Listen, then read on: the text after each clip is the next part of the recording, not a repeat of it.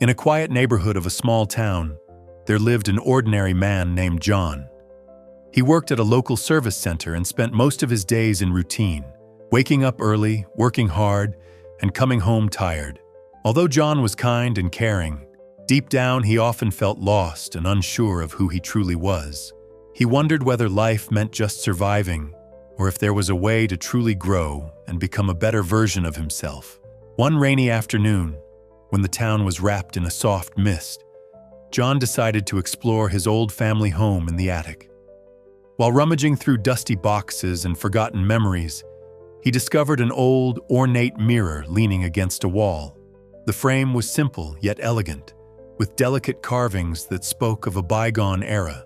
Intrigued, John cleaned the mirror and set it up in a quiet corner of his modest living room. That evening, as the rain tapped gently on the window, John sat down in front of the mirror. At first, he saw only his usual tired reflection, but as he stared more intently, something unexpected happened. In the mirror, he began to notice not just his physical features, but also a deeper, more honest version of himself. He saw the worries, the failures, and also the quiet hopes he had long buried inside. For the first time, he realized that this mirror was showing him his true self, the raw, unfiltered version that he usually tried to hide. John felt both vulnerable and empowered. In that intimate moment, he understood that before he could hope to change or improve anything, he first had to accept who he really was. The mirror did not judge, it simply reflected. It reminded him that every flaw, every success, and every mistake was part of his life story, and it was exactly this story that held the potential for growth. Over the next several days, John made a habit of looking into the mirror each evening. He began to reflect on his actions. He wrote down his thoughts in a small notebook, jotting down moments when he felt proud, as well as those times when he disappointed himself. Slowly, he started to see patterns. He realized that many of his struggles came from fear of failure, fear of criticism, and even fear of change. One evening, while reading his notes, John reached a turning point.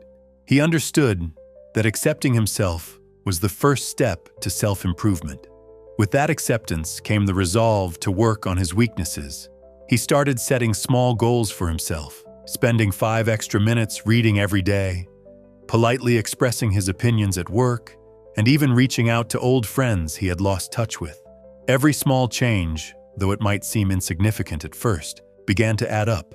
Soon, John began noticing improvements.